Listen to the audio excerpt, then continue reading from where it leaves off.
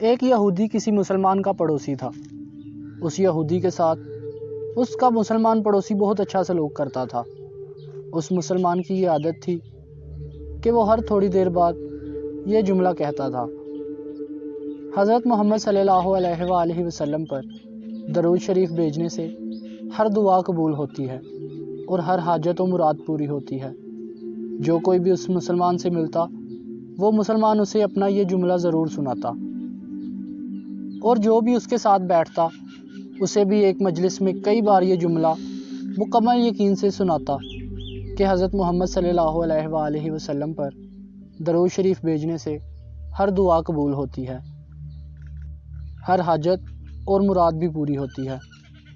اس مسلمان کا یہ جملہ اس کے دل کا یقین تھا۔ اس یہودی نے ایک سازش تیار کی تاکہ اس مسلمان کو ذلیل و رسوا کیا جائے اور درود شریف کی تاثیر پر اس کے یقین کو کمزور کیا جائے اور اس سے یہ جملہ کہنے کی عادت چھڑوائی جائے۔ یہودی نے ایک سنار سے سونے کی انگوٹھی بنوائی اور اسے تاکید کی کہ ایک ایسی انگوٹھی بنائے جس جیسی انگوٹھی پہلے کسی کے لیے نہ بنائی ہو۔ سنار نے انگوٹھی بنا دی۔ وہ یہودی انگوٹھی لے کر مسلمان کے پاس آیا۔ حال احوال کے بعد مسلمان نے اپنا وہی جملہ، اپنی وہی عادت دہرائی کہ حضرت محمد صلی اللہ علیہ وآلہ وسلم پر درود شریف بھیجنے سے ہر دعا قبول ہوتی ہے، ہر حاجت اور مراد پوری ہوتی ہے۔ یہودی نے دل میں کہا کہ اب بہت ہو گئی، بہت جلد یہ جملہ تم بھول جاؤ گے۔ کچھ دیر بات چیت کے بعد یہودی نے کہا: میں سفر پر جا رہا ہوں، میری ایک قیمتی انگوٹھی ہے، وہ آپ کے پاس امانت رکھ کر جانا چاہتا ہوں، واپسی پر آپ سے لے لوں گا۔ مسلمان نے کہا: کوئی مسئلہ نہیں، آپ بے فکر ہو کر انگوٹھی میرے پاس چھوڑ جائیں۔ یہودی نے وہ انگوٹھی مسلمان کے حوالے کی اور اندازہ لگا لیا کہ مسلمان نے وہ انگوٹھی کہاں رکھی ہے۔ رات کو وہ چھپ کر اس مسلمان کے گھر کودا اور بالآخر انگوٹھی تلاش کر لی اور اپنے ساتھ لے گیا۔ اگلے دن وہ سمندر پر گیا اور ایک کشتی پر بیٹھ کر سمندر کی گہری جگہ پہنچا اور وہاں پر وہ انگوٹھی پھینک دی اور پھر اپنے سفر پر روانہ ہو گیا۔ اس کا خیال تھا کہ جب واپس آؤں گا اور اس مسلمان سے اپنی انگوٹھی مانگوں گا تو وہ نہیں دے سکے گا، تب میں اس پر چوری اور خیانت کا الزام لگا کر خوب چیخوں گا اور ہر جگہ بدنام کروں گا۔ وہ مسلمان جب اپنی اتنی رسوائی دیکھے گا تو اسے خیال ہوگا کہ درود شریف سے کام نہیں بنا، اور یوں وہ اپنا جملہ اور اپنی دعوت چھوڑ دے گا۔ مگر اس نادان کو کیا پتا تھا کہ درود شریف کتنی بڑی نعمت ہے۔ یہودی اگلے دن واپس آ گیا، سیدھا اس مسلمان کے پاس گیا اور جاتے ہی اپنی انگوٹھی طلب کی۔ مسلمان نے کہا: آپ اطمینان سے بیٹھیں، آج درود شریف کی برکت سے میں صبح دوا کر کے شکار کے لیے نکلا تھا تو مجھے ایک بڑی مچھلی ہاتھ لگ گئی۔ آپ سفر سے آئے ہیں، وہ مچھلی کھا کر جائیں۔ پھر اس مسلمان نے اپنی بیوی کو مچھلی صاف کرنے اور پکانے پر لگا دیا۔ اچانک اس کی بیوی زور سے چیخی اور اسے بلایا۔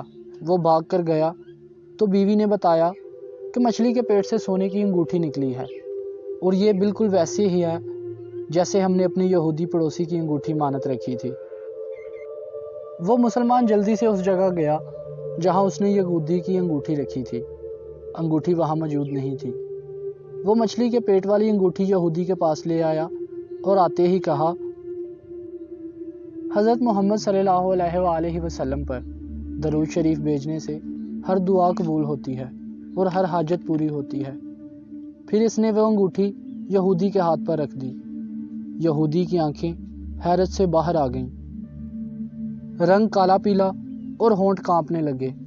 اس نے کہا: یہ انگوٹھی کہاں سے ملی؟ مسلمان نے کہا: جہاں ہم نے رکھی تھی وہاں ابھی بھی دیکھی، وہاں تو نہیں ملی، مگر جو مچھلی آج شکار کی اس کے پیٹ سے مل گئی ہے۔ معاملہ مجھے ابھی بھی سمجھ نہیں آ رہا، مگر الحمدللہ آپ کی امانت آپ کو پہنچی اور اللہ تعالیٰ نے مجھے پریشانی سے بچا لیا۔